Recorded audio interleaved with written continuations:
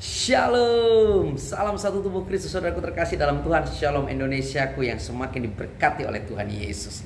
Saudaraku terkasih dalam Tuhan, hari ini kita sungguh berbahagia. Dan saya yakin dan percaya bagi setiap kita yang telah diberi mandat oleh karena kemurahan dan kasih Tuhan untuk melayani umatnya, kita sudah melayani dengan segenap hati, segenap jiwa dan kekuatan akal budi kita untuk melakukan yang terbaik buat Tuhan. Saudaraku terkasih dalam Tuhan, masih di dalam tema memiliki iman yang sempurna. Pada sharing firman saat ini, saya ingin berbagi dan mengajak setiap kita untuk belajar dari pribadi seorang Henokh. Henokh adalah manusia pertama yang tidak mengalami kematian, tapi dia adalah manusia pertama yang langsung terangkat ke surga oleh karena perkenanan daripada Tuhan Allah atas gaya hidupnya yang bergaul akrab dengan Tuhan. Saudaraku terkasih dalam Tuhan, iman tidak mungkin dimiliki oleh seseorang dengan cara instan. Iman tidak mungkin didapati dalam kehidupan seseorang dengan seketika saja, tanpa perjalanan panjang bagaimana pribadi itu boleh bergaul karib dengan Tuhan, mengenal pribadi Tuhan, hidup dengan takut akan Tuhan, dan terus melakukan perintah-perintahnya. Dan itulah sesungguhnya kekristenan sejati. Maka hari ini saya sungguh sedih, dan kadang-kadang saya bingung, dan kadang-kadang saya merasa sedikit kecewa di saat saya mendengar khotbah-khotbah dari hamba Tuhan yang hanya mendorong umatnya hanya demi memenuhi jemaat yang hadir di gerejanya, atau ingin menyenangkan hati orang-orang yang mendengarnya. Mereka berani mengajarkan tentang iman yang instan, dan mereka begitu gamblang, begitu mudah berbicara tentang bagaimana hidup seorang Kristen yang akan diberkati dengan segala kelimpahan. Berbicara tentang segala sesuatu yang bersifat materi, harta benda, kelimpahan yang mereka maksud adalah kekayaan, harta, kesuksesan dan semuanya. Tapi tidak lagi mau dan berani mengajarkan tentang esensi kekristenan. Bagaimana seseorang harus memiliki iman percaya kepada Yesus Kristus dengan tindakan-tindakan yang real, yang didapatinya, dimilikinya melalui suatu proses panjang dengan bergaul karib dengan Tuhan Allahnya setiap waktu dalam kehidupannya. Tidak bisa jauh, tidak bisa meninggalkan, dan tidak bisa hanya sekedar yes saja dalam kehidupan imannya. Saudaraku terkasih dalam Tuhan, kita akan belajar dari pribadi Henokh. Henokh bermakna guru yang berpengalaman. Artinya Henokh punya pengalaman hebat dalam perjalanan imannya. Maka dia mendapat perkenanan sebagai manusia pertama yang tidak mengalami kematian, tapi langsung terangkat ke surga. Saudaraku terkasih dalam Tuhan, sekali lagi dalam Ibrani 11 ayat yang kelima, firman Tuhan berkata begini: karena iman Henokh terangkat supaya ia tidak mengalami kematian, dan ia tidak ditemukan karena Allah telah mengangkatnya. Sebab sebelum ia terangkat, ia memperoleh kesaksian bahwa ia berkenan kepada Allah. Amin. Saudaraku terkasih dalam Tuhan, tidak serta-merta seorang Henokh tiba-tiba dalam perjalanan hidupnya berkenan kepada Tuhan, dan terus dia mengalami yang namanya pengangkatan tanpa kematian. Henokh mencatatkan dirinya sebagai orang pertama juga yang tertulis dalam Alkitab, di dalam kitab Kejadian pasal yang kelima. Kita akan lihat bersama-sama dalam kitab Kejadian pasal yang kelima, jelas dikatakan di ayat yang ke-22 sampai dengan 24. Dan Henokh hidup bergaul dengan Allah selama 300 tahun lagi. Setelah ia memperanakkan Metusalah, dan ia memperanakkan anak-anak lelaki dan perempuan. Jadi Henokh mencapai umur 365 tahun. Dan Henokh hidup bergaul dengan Allah. Lalu ia tidak ada lagi, sebab ia telah diangkat oleh Allah. Amin.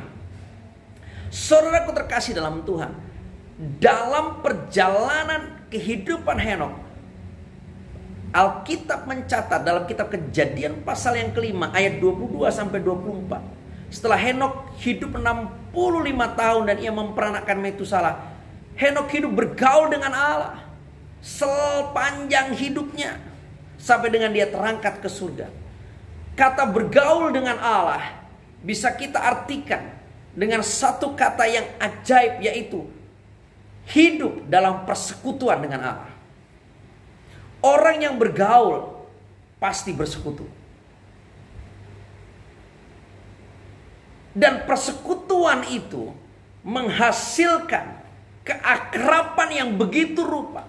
Sehingga ayat yang ke-24 bermakna sebuah keakraban antara pribadi Henokh dengan Allah. Dan akhirnya Allah berkenan mengangkatnya. Henokh sekali lagi, manusia pertama di dunia yang tidak mengalami kematian, tapi langsung terangkat ke surga kekal. Jadi saudaraku terkasih dalam Tuhan, kita sebagai seorang hamba Tuhan, kita sebagai seorang pendeta, kita sebagai seorang gembala, jangan lagi mengajar umat hanya berbicara tentang percaya saja kepada Tuhan Yesus, nanti kau diberkati dengan segala kelimpahan, nanti kau dibuat berhasil, nanti kau sukses dan semuanya. Itu instan saudaraku. Dan itu sangat berbahaya. Kebenaran yang harus kita ajarkan kepada setiap umat sebagai seorang hamba Tuhan, sebagai seorang pengajar, sebagai seorang gembala, sebagai seorang pemberita Injil adalah mengajak setiap pribadi, orang-orang percaya yang sudah mengakui dirinya sebagai seorang Kristen untuk hidup bergaul akrab dengan Tuhan dalam persekutuan yang tidak pernah terputus, tidak pernah terhenti sepanjang hidupnya.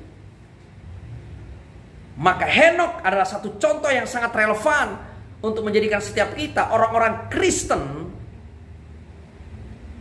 yang hidup memiliki iman yang sempurna. Karena Henokh hidup bersekutu dan bergaul akrab dengan Tuhan.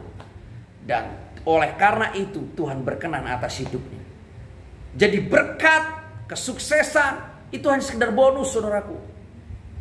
Dan itu tidak dimiliki semua golongan.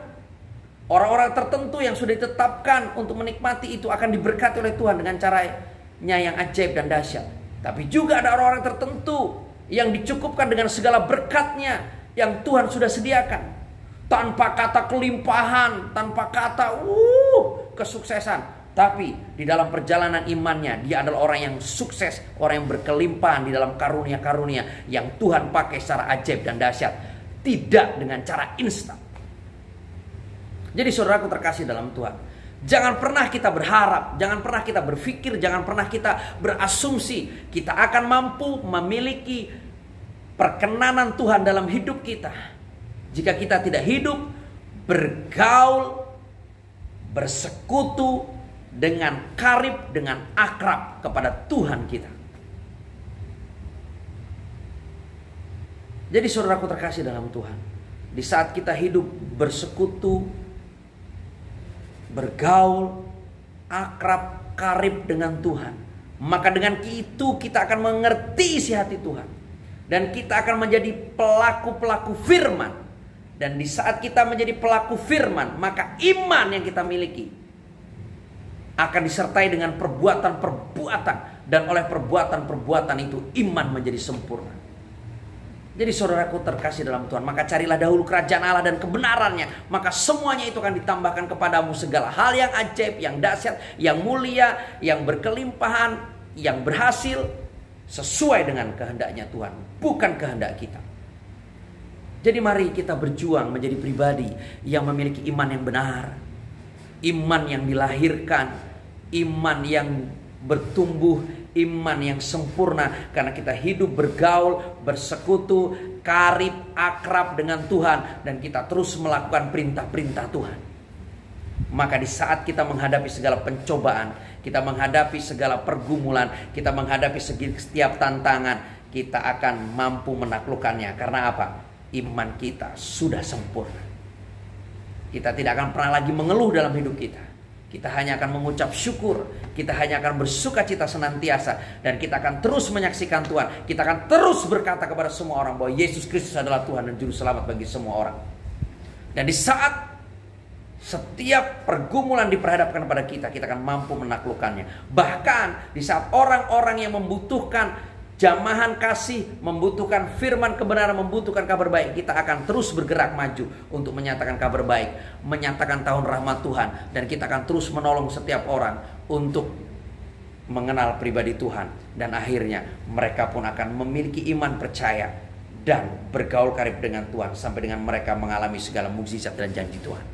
Jadi saudaraku terkasih dalam Tuhan, yuk miliki iman yang sempurna dengan cara yang benar, cara yang bergaul karib, cara yang bersekutu akrab, cara yang menyenangkan hati Tuhan.